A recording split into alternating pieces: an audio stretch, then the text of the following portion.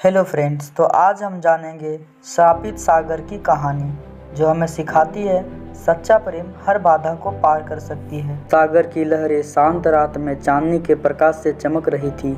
ये लहरें शताब्दियों से अनगिनत कहानियों की साक्षी रही थी। इन्हीं लहरों के किनारे बसा हुआ था एक सुंदर और शांत गांव, जहां राजकुमारी अवंतिका का महल था। अवंतिका सिर्फ एक राजकुमारी नहीं थी, बल्कि वह अपने साहस और निडरता के लिए प्रसिद्ध थी। हालांकि राजपरिवार की परंपराओं और दायित्वों से बंधी होने के कारण वह अपने दिल की इच्छाओं को हमेशा दबाते आई थी।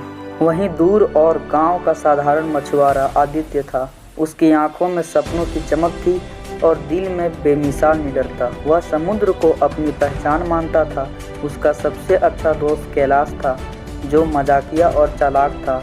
आदित्य के हर कदम पर साथ खड़ा रहता। आदित्य और कैलाश अक्सर गांव वालों को डरावनी कहानियां सुनाते थे। उनमें से सबसे प्रसिद्ध थी श्रापित प्रेम की सागर की कहानी। यह कहानी प्राचीन रानी नैरा की थी, जो विश्वासघात के कारण समुद्र की आत्मा बन चुकी थी। कहा जाता था कि नैरा की आत्मा हर पूर्णिमा की रात को समुद्र के पास भटकती थी। एक दिन अवंतिका अपने महल की परंपराओं से थककर समुद्र किनारे अकेले सैर करने निकली। वहां उसने आदित्य को देखा, जो मछलियों का जाल तैयार कर रहा था।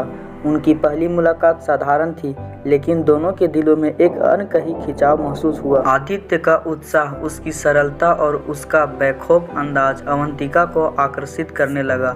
दूसरी ओर अवंतिका की बुद्धिमानी और उसके दिल की गहराई आदित्य को प्रभावित कर रही थी। जल्द ही दोनों का मिलना जुलना बढ़ने लगा, पर इस प्रेम में मुश्किलें थी। राजकुमारी का साधारण मछुआरे से प्यार करना राज परिवार और समाज के लिए अस्वीकार्य था। एक रात जब आदित्य और अवंतिका समुद्र के किनारे एकांत में बात कर रहे थे, अचानक हवा तेज हो गई। समुद्र की लहरें उफान मारने लगी। तभी एक भयावह आत्मा प्रकट हुई। वह नैरा थी। उसकी आंखों में दर्द और गुस्सा साफ दिखाई दे रहा था। यह सागर मेरा है और तुमने मेरे क्षेत्र में कदम रखने की हिम्मत कैसे की? नैरा ने गुस्से से कहा। अवंतिका और आदित्य डर गए, लेकिन आदित्य ने साहस दिखाते हुए कहा, हमारा इरादा तुम्हें चोट पहुंचाने का नहीं है, हम बस प्रेम करते हैं। नैरा ने एक ठंडी हंसी के साथ जवाब दिया, प्रेम? मैंने भी प्रेम किया था, लेकिन मेरा प्रेम विश्वासघात में बदल गया। अब तुम दोनों को भी मेरे दर्द का अनुभव करना होगा। आत्मा ने उन्हें बताया कि वह कभी इस सागर की रानी नैरा थी। उसने अपने राज्य और प्रेम के लिए सब कुछ बलिदान कर दिया था, लेकिन उसके प्रेम ने उसे धोखा देकर मार डाला और उसकी आत्मा इस सागर में कैद हो गई। अब वह हर प्रेम करने वालों को अपने शाप का शिकार बनाती है। आदित्य ने आत्मा से विनती की, तुम्हारा दर्द समझ सकता हूँ, लेकिन हमें अपने प्रेम का मौका दो। नैरा ने एक शर्त रखी, अगर तुम मेरे शाप को तोड़ सको तो तुम्हारा प्रेम मुक्त हो जाएगा, लेकिन अगर असफल रहे तो तुम्हारी आत्मा भी मेरे साथ हमेशा के लिए कैद हो जाएगी। नैरा ने उन्हें एक कठिन परीक्षा दी। उन्हें 3 रातों तक समुद्र के भीतर छिपे 3 रहस्यों को ढूंढना था। पहली रात उन्होंने समुद्र के अंदर एक प्राचीन मंदिर की छिपी सच्चे प्रेम की मणि लानी थी। कैलाश ने अपनी चतुराई से आदित्य की मदद की और उन्होंने पहली चुनौती पूरी कर ली।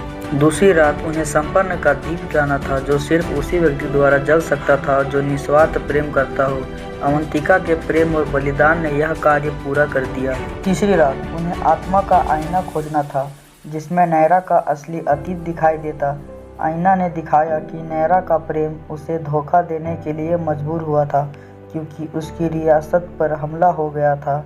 यह सच्चाई जानने के बाद नैरा की आत्मा शांत हो गई। नैरा ने उन्हें आशीर्वाद दिया और कहा, तुम्हारा प्रेम सच्चा है, अब मेरे शाप समाप्त हो गए, जियो और प्रेम करो। नैरा की आत्मा सागर में विलीन हो गई। अवंतिका और आदित्य ने समाज की परवाह किए बिना अपने प्रेम को स्वीकार किया और गांव में प्रेम और साहस की मिसाल बन गए। यह कहानी हमें सिखाती है कि सच्चा प्रेम हर बाधा को पार कर सकता है। अगर आपको हमारी वीडियो पसंद आई तो हमारी वीडियो में लाइक, कमेंट और शेयर करें, और इसी प्रकार की वीडियोस देखने के लिए हमारे YouTube channel BK Hindi stories को सब्सक्राइब करें। मिलते हैं किसी नए वीडियो के साथ, तब तक के लिए जय हिंद।